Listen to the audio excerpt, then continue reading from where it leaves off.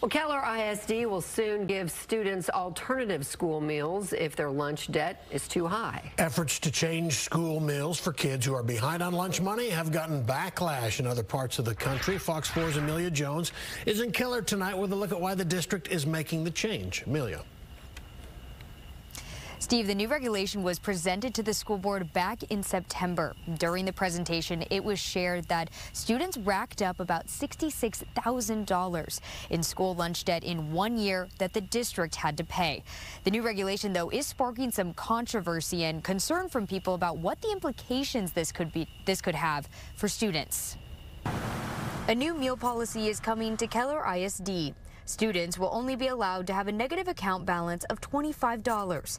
Once the balance exceeds that amount, students will receive an alternative meal until the negative balance is resolved. It sets the cap, and then once they reach that, they get this alternative meal for no charge until they get their balance rectified. The alternative meal includes a sun butter and jelly sandwich for breakfast, a turkey and cheese sandwich for lunch, fresh fruit, and an option for white or chocolate milk. The current policy doesn't limit how much students can exceed a negative balance, leaving the district to foot the bill like last year. We didn't have this process in place, and students were allowed to be charged beyond that. One of the issues with that is it ran up a bill of about $66,000 that we had to pay. In the presentation, the district said the goal is to make sure all students have a nutritious meal. There are some community members who believe this could do more harm than good and highlight socioeconomic differences between kids. Fox 4 found an online fundraiser for students at Keller ISD to pay off lunch debts. It's raised more than $5,000.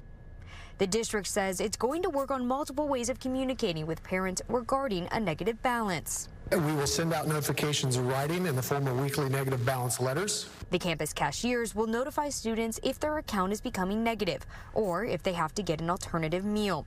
One board member asked what this would look like in a lunchroom setting. The first time it comes through, they're going to have a conversation with the student that next time they come through, their meal will be alternated to a different meal. We don't want students to be caught off guard with that, and so it's not going to be they're going to pull meals out of their hands and they're not going to pull them off the line.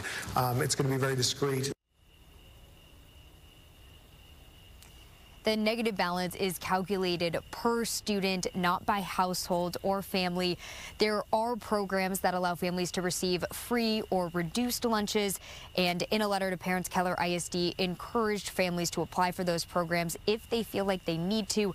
The district plans to communicate with parents through the school's website, newsletters, and follow-up emails to make sure that negative balances are restored by the time that this policy goes into effect on October 21st.